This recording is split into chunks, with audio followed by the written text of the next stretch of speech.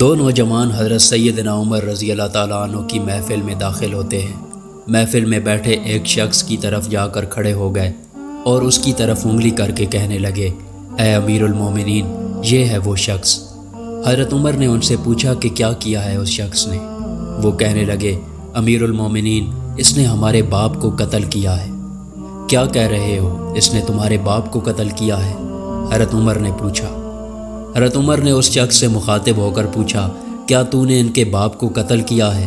اس شخص نے کہا، ہاں امیر المومنین، مجھ سے ان کا باپ قتل ہو گیا ہے۔ حضرت عمر نے پوچھا، کس طرح قتل کیا ہے؟ اس نے کہا کہ ان کا باپ اپنے اونٹ سمیت میرے کھیت میں داخل ہو گیا تھا۔ میں نے منع کیا، وہ باز نہیں آیا تو میں نے اسے ایک پتھر دے مارا جو سیدھا اس کے سر میں لگا اور وہ موقع پر ہی مر گیا۔ حضرت عمر نے کہا، پھر تو قصاص لینا پڑے گا، سزا موت ہے، اس کا فیصلہ لکھنے کی ضرورت نہیں، اور فیصلہ بھی ایسا ہے جس پر کسی بحث و مباحثے کی گنجائش نہیں۔ اس شخص نے کہا، اے امیر المومنین، اس کے نام پر جس کے حکم سے یہ زمین و آسمان قائم کھڑے ہیں، مجھے صحرا میں واپس اپنی بیوی بچوں کے پاس جانے دیجیے تاکہ میں ان کو بتاؤں کہ میں قتل کر دیا جاؤں گا، ان کا اللہ اور میرے سوا کوئی آسرا نہیں، میں اس کے بعد واپس آ جاؤں گا۔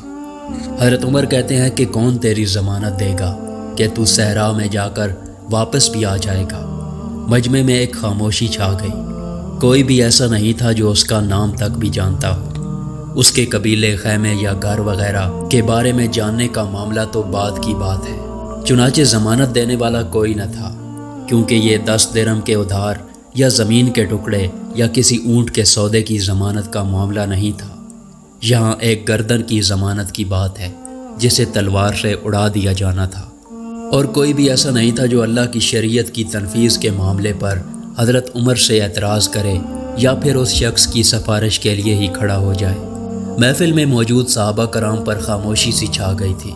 اس صورتحال سے خود حضرت عمر بھی متاثر ہوئے، کیونکہ اس شخص کی حالت نے سب کو حیرت میں ڈال کر رکھ دیا تھا کہ واقعی اس شخص کو قصاص کے طور پر قتل کر دیا جائے اور اس کے بچے بھوکے مرنے کے لیے چھوڑ دیے جائیں، یا پھر اس کو بغیر رضامندی کے واپس جانے دیا جائے۔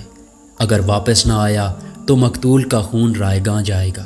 خود حضرت عمر رضی اللہ تعالیٰ عنہ سر جھکائے افسردہ بیٹھے تھے۔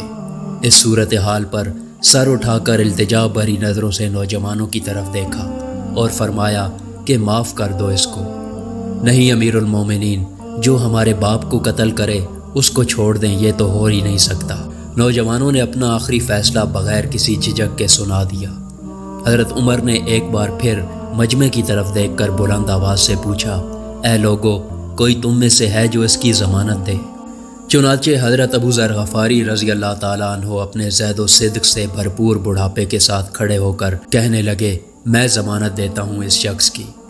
حضرت سیدنا عمر نے کہا، ابو ذر، اس نے قتل کیا ہے، چاہے قتل ہی کیوں نہ کیا ہو۔ ابو ذر نے اپنا اٹل فیصلہ سنا دیا۔ حضرت عمر نے کہا، کیا جانتے ہو اسے؟ حضرت ابو ذر نے فرمایا، نہیں جانتا۔ حضرت عمر نے کہا، تو پھر کس طرح ضمانت دے رہے ہو؟ ابو ذر نے فرمایا، میں نے اس کے چہرے پر مومنوں کی صفات دیکھی ہیں اور مجھے ایسا لگتا ہے یہ جھوٹ نہیں بول رہا، انشاءاللہ یہ لوٹ کر واپس آ جائے گا۔ حضرت عمر نے فرمایا، ابو ذر دیکھ لو، اگر یہ 3 دن میں لوٹ کر نہ آیا تو مجھے تیری جدائی کا صدمہ دیکھنا پڑے گا۔ امیر المومنین، پھر اللہ مالک ہے۔ ابو ذر نے اپنے فیصلے پر ڈٹے ہوئے جواب دیا۔ چنانچہ وہ شخص حضرت عمر سے 3 دن کی مہلت پا کر رخصت ہو گیا، کچھ ضروری تیاریوں کے لیے، بیوی بچوں کو الوداع کہنے اور اپنے بعد ان کی کوئی راہ دیکھنے کے لیے۔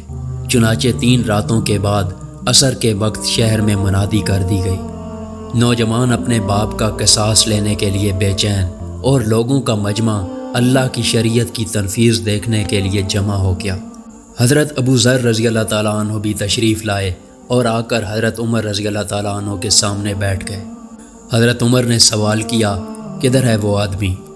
مجھے کوئی پتہ نہیں یا امیر المومنین، حضرت ابو ذر نے مختصر جواب دیا اور آسمان کی طرف دیکھا جدھر سورج ڈوبنے کی جلدی میں معمول سے زیادہ تیزی کے ساتھ جاتا دکھائی دے رہا تھا۔ محفل میں ہو کا عالم تھا، اللہ کے سوا کوئی نہیں جانتا تھا کہ آج کیا ہونے جا رہا ہے۔ قاتل نہیں آتا تو ضامن کی گردن جاتی نظر آ رہی تھی۔ مغرب سے چند لمحے پہلے وہ شخص آ گیا۔ اس شخص کو دیکھتے ہی حضرت عمر نے بے ساختہ اللہ اکبر کی صدا لگائی، ساتھ ہی مجمع نے بھی اللہ اکبر کا نعرہ لگایا۔ پھر حضرت عمر نے اس شخص سے مخاطب ہو کر کہا، اے شخص، اگر تو لوٹ کر نہ بھی آتا تو ہم نے تیرا کیا کر لینا تھا؟ نہ ہی تو کوئی تیرا گھر جانتا تھا اور نہ ہی کوئی تیرا پتہ جانتا تھا۔ امیر المومنین، اللہ کی قسم، بات آپ کی نہیں، بات اس ذات کی ہے جو سب ظاہر و پوشیدہ کے بارے میں جانتا ہے۔ دیکھ لیجئے میں آ گیا ہوں، اپنے بچوں کو پرندوں کے چوزوں کی طرح صحرا میں تنہا چھوڑ کر، جدھر نہ درخت کا سایہ ہے اور نہ ہی پانی کا نام و نشان۔ میں قتل کر دیے جانے کے لیے حاضر ہوں۔ مجھے بس یہ ڈر تھا کہ کوئی یہ نہ کہہ دے کہ اب لوگوں میں سے وعدوں کا ایفا ہی اٹھ گیا ہے۔ حضرت عمر نے حضرت ابو ذر رضی اللہ تعالیٰ عنہ کی طرف رخ کر کے پوچھا، ابو ذر، تم نے کس بات پر اس کی ضمانت دی تھی؟ ابو ذر نے کہا، اے امیر المومنین، مجھے اس بات کا ڈر تھا کہ کہیں کوئی یہ نہ کہہ دے کہ اب لوگوں سے خیر ہی اٹھا لی گئی ہے۔